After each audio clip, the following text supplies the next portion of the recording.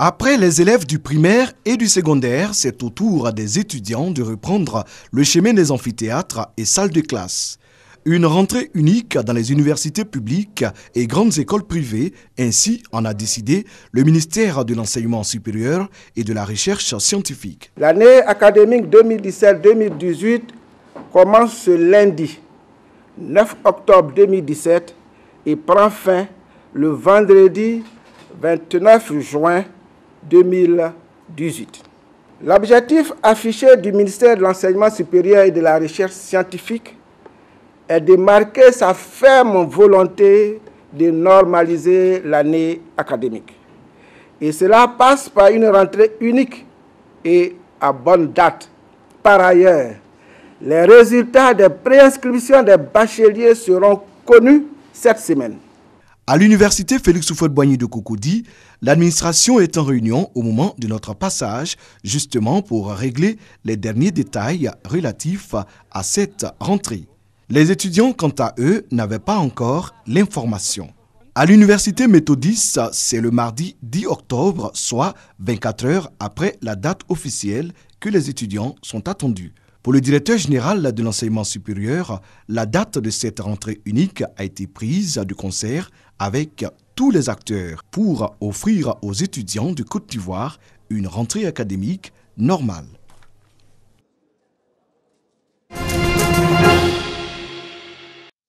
Les lettres sont tirées de façon aléatoire et posées sur cette grille carrée. Ces lettres doivent former un mot qui a un sens pour cumuler des points. C'est le principe du jeu de Scrabble ou Scrabble en anglais. Le Scrabble est l'un des jeux de lettres au monde les plus pratiqués. Le principe est de former des mots à partir d'un tirage de 7 lettres, des mots qui existent dans la langue française. C'est depuis la tendance, depuis la classe de 3e, voilà, nous avons commencé à faire nos premiers pas dans ce jeu. Et puis aujourd'hui, par la grâce de Dieu, nous continuons. Le Scrabble, on peut dire que c'était un peu par hasard parce que aussi un non papa, il nous a envoyé un tableau de secret de France.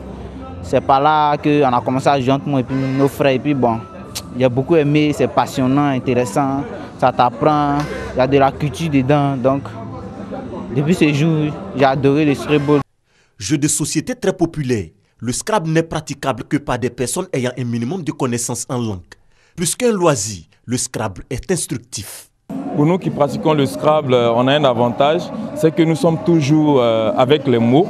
Et il faut dire aujourd'hui où la langue française est un peu mise en mal, j'allais dire le langage par texto vient donc bouleverser un peu la manière d'écrire correctement les mots. Nous sommes dans les mots et je pense que ça entretient comme ça notre mémoire. Et pour tous ceux qui pratiquent le Scrabble le savent, ils écrivent correctement les mots. C'est surtout l'enchaînement des mots et puis aussi beaucoup de culture qu'on acquiert au travers vraiment de ce jeu. C'est un jeu qui véritablement forge l'esprit de l'homme. D'abord, l'enfant qui vient jouer au Scrabble, il y a le savoir qu'il acquiert d'abord. Il y a aussi un savoir-faire. Et puis, il y a un savoir-être.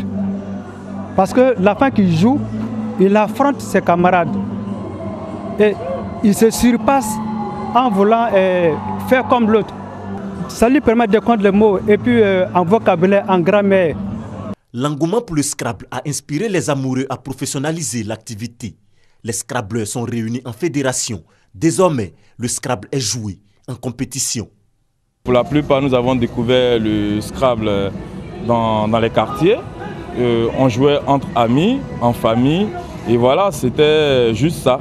Mais aujourd'hui, nous avons vu une certaine évolution des choses et il y a une fédération internationale de Scrabble qui existe et nous nous sommes conformés aux exigences de cette fédération internationale pour donc aller vers la création de la fédération ivoirienne de Scrabble.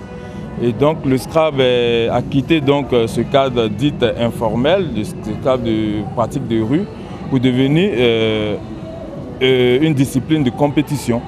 Le Scrabble est vulgarisé à travers 36 langues dans 121 pays dans le monde.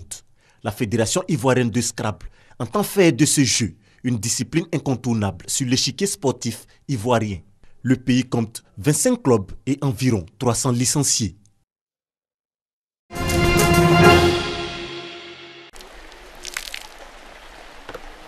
Quand elle avait 3 ans, Esther a subi une excision. Sa sœur aussi et a failli mourir à cause de cette mutilation. Devenue maman, elle a choisi de protéger ses 2 filles en les éloignant du village. Je suis une victime d'une mutilation génitale et je ne veux pas que mes filles subissent ça à leur tour. C'est pour ça que je les ai emmenées en ville. L'excision consiste dans l'ablation partielle ou totale du clitoris et des lèvres. L'opération peut avoir des conséquences graves. Relations sexuelles douloureuses, problèmes de santé, infections, complications à l'accouchement et dans certains cas rares, le décès de la victime. Des sociétés secrètes féminines pratiquent ces mutilations, comme des rites de passage pour les filles. La tradition est très ancrée, la moitié des femmes du Libéria sont concernées. Mais des militantes se battent pour les rendre illégales. On a retiré un morceau de leur corps, ce corps sur lequel elles ont des droits. Si vous coupez un morceau de mon corps, je dis non parce que mon corps m'appartient. La première femme présidente du Libéria, Ellen Johnson Sirleaf, s'était engagée à éradiquer les excisions grâce à une loi sur les violences familiales. Mais d'après la ministre des Droits de la Femme, la proportion élevée d'hommes au Parlement a empêché le projet d'aboutir. La loi a été approuvée, mais la présidente ne l'a pas encore signée. Nous pensons vraiment que la loi a été dénaturée. Ils ont enlevé la partie sur les mutilations génitales féminines. Ça a été un coup dur pour elle. Le mandat de la première femme chef d'État du continent africain touche à sa fin. Beaucoup de militants craignent que l'occasion de venir à bout de l'excision ne soit perdue pour un certain temps au Libéria. «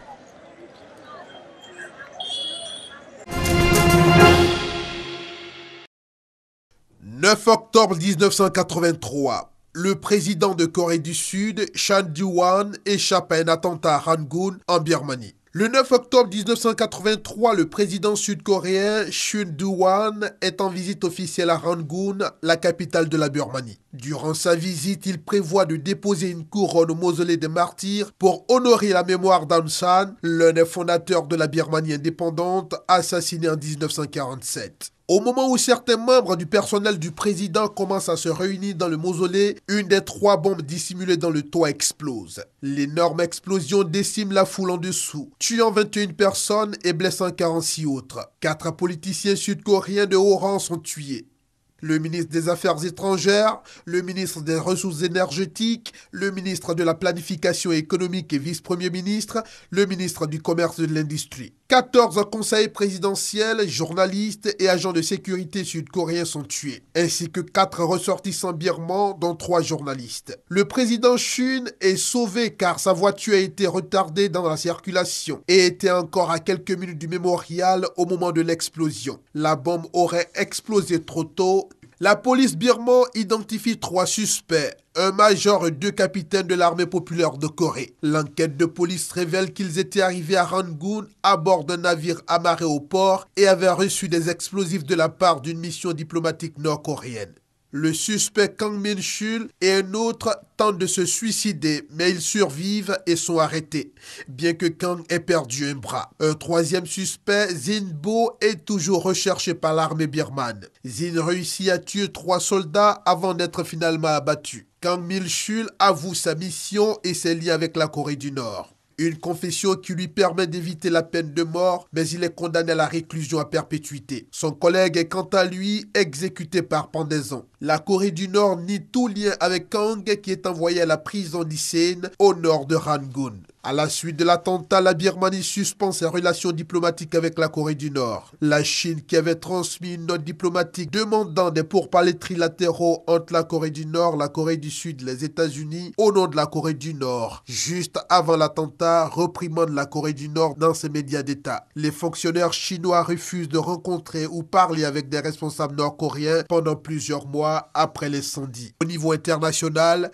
cet attentat fait entrer la Corée du Nord sur la liste des États soutenant le terrorisme.